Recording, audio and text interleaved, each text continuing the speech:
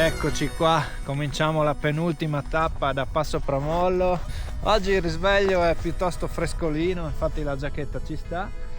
Questa è la cappella dedicata ai caduti della Grande Guerra. Come vedete, sempre doppia bandiera, siamo sempre sul confine, quindi tra Italia e Austria. Anche oggi avremo circa 25 km fino al Rifugio Nordio, un dislivello medio attorno ai 1000 metri, e sarà una tappa piuttosto lunga ma con pendenze mai eccessive. Visiteremo i villaggi degli alpeggi austriaci, la Egeralm, e abbandoniamo questo tratto che è un po' più antropizzato perché siamo sempre sul comprensorio di Nassfeld, dove d'inverno si scia ed d'estate si cammina comunque.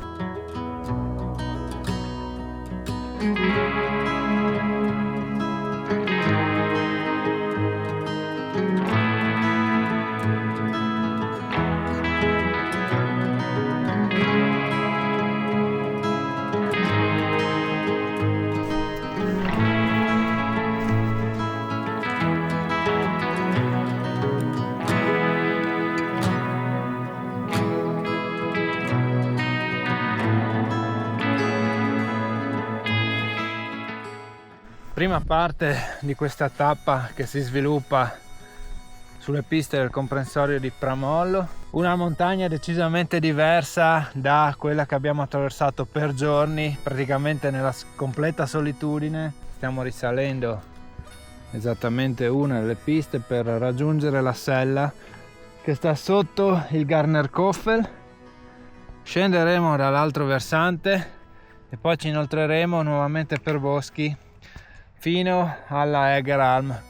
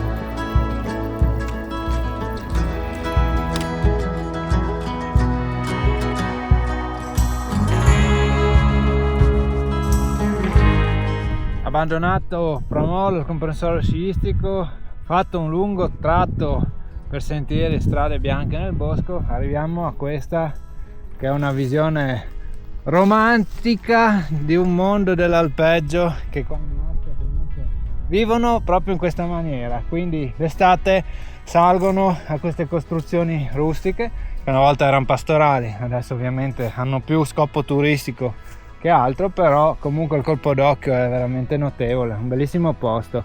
Questa è la Egeralm, andremo giù proprio lì. La traversata carnica continua dal paesetto verso un altro villaggio alpino, la dell'Acheralm.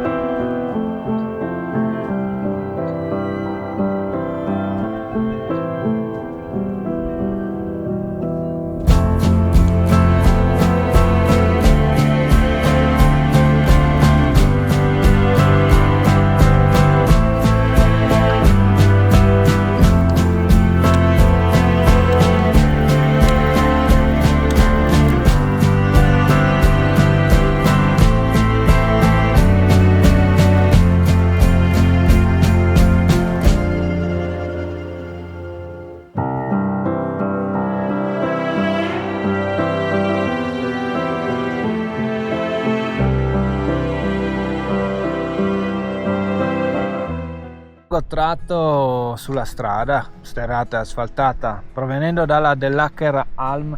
Prestate attenzione perché si abbandona la strada che sale alla Poludnigalm e bisogna scendere, anche se c'è il cartello tutto ben indicato, verso il Kasselbach, quindi verso questo fondo vallivo dove c'è un torrente. Si attraversa e la prosecuzione della tappa di oggi prevede la risalita di tutto quel vallone lì.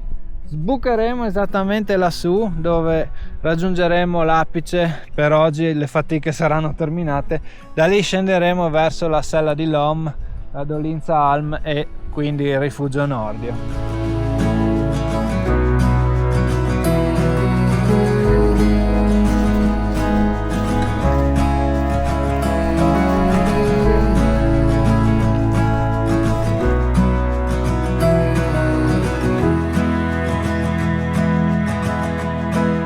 Siamo nell'ambito delle foreste tarvisiane, dove spicca la notevole varietà faunistica. Ce ne parla Renato Pontarini, che segue le dinamiche naturali della zona. Io faccio parte di un'associazione che si chiama Progetto Lince Italia, che è nata soprattutto, chiaramente come dice il nome, per studiare e anche cercare di gestire la lince in particolare, ma poi negli anni ci siamo un po' anche allargati a tutte le altre specie, quindi anche come orso, lupo, castoro ad esempio e la lontra. La foresta dei Tarvisio, oltre che ad avere una gestione forestale invidiabile, c'è anche una gestione faunistica e unica in Italia. Prevede una rete di monitoraggio, soprattutto fatta con le fototrappole, con un numero impressionante di fototrappole che arriva anche a 100 punti di monitoraggio. Nella zona proprio specifica delle Alpi Carniche abbiamo tutti i grandi carnivori presenti sulle Alpi, quindi abbiamo l'orso, non sono mai grossi numeri, in queste zone qua al momento ci sono non più di 2 o 3 orsi stanziali. Ma abbiamo anche le linci, anche lì i numeri sono molto bassi, 1 o 2 linci ormai stabili anche sulla catena delle carniche. Abbiamo lo sciacallo dorato che comunque si sta stabilendo comunque lì e il gatto selvatico. Questi sono diciamo i grandi, il lupo che è arrivato proprio da pochi anni, sono pochi anni che è arrivato, anche i primi lupi sono arrivati e stanno formando già i primi branchi, quindi almeno un paio di branchi sulle Alpi Carniche. Un nuovo arrivo anche fatto proprio da pochi anni è quello del castoro. Il castoro era presente in Italia fino al 1500, dopo l'uomo l'ha praticamente fatto estinguere per la caccia e quindi dal 1500 non c'è più stato nessun castoro nel territorio italiano. Nel 2018, proprio qua in foresta di Tarvisio, è arrivato il primo castoro, è arrivato autonomamente dalla vicina Austria, quindi dalla Valle del Gali in Austria, quindi è risalito l'Orlo dello Slizza e si è stabilito qua in foresta di Tarvisio. Dal 2018 questo castoro è stato raggiunto anche da altri esemplari, per cui adesso la popolazione attuale nel Tarvisiano è già di 4-5 animali. Manca davvero poco all'arrivo della tappa al Rifugio Nordio. Questo è un altro villaggio alpino, quello della sella, siamo nei pressi della sella di Lom.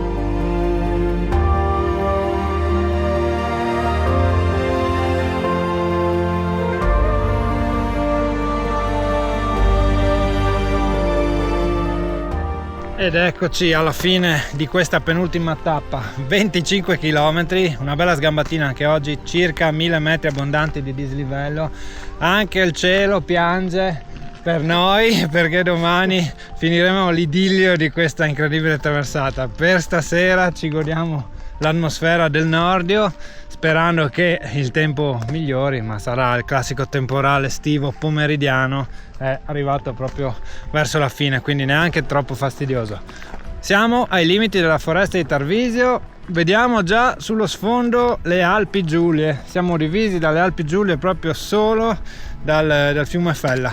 Buongiorno, sono Liana Spitali, la gestrice del rifugio Fratelli Nordio Riccardo Defar, posizionato nel comune di Ugovizza, nella Vallucque, a 1400 metri di altezza. Siamo in un punto strategico perché è sulla traversata carnica e la Salisburgo-Trieste, che è un cammino appunto che parte da Salisburgo, arriva a Trieste, che comunque una parte si intreccia con la traversata carnica. Ed è per questo nonché anche a tutti i partecipanti, a tutti quelli che fanno la traversata carnica o la Salisburgo-Trieste, regaliamo un piccolo gadget che è una penna con un ricordo del rifugio. Ci troviamo in una bellissima posizione, immersi nella natura e nella foresta, e c'è la possibilità di avvistare camosci, caprioli, volpi. C'è sempre stata la presenza dell'orso, che è sempre stato molto, come dice la parola, orso, quindi molto schivo rispetto alle persone,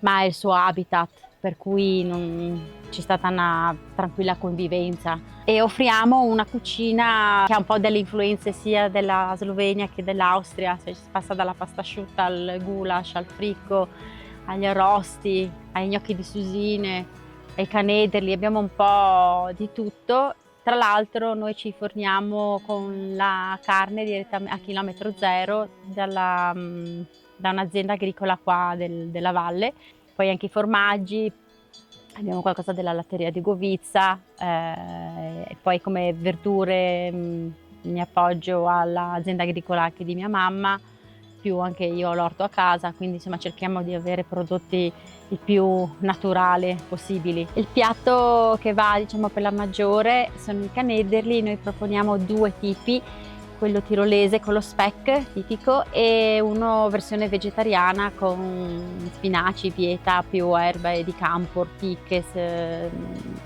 spinacio selvatico, menta, e conditi con burro fuso e ricotta affumicata. Poi abbiamo anche una grande vastità di dolci fatti tutti da noi. Si va dallo strudel alla Sacher, torta della nonna, crostate di tutti i tipi, linzer.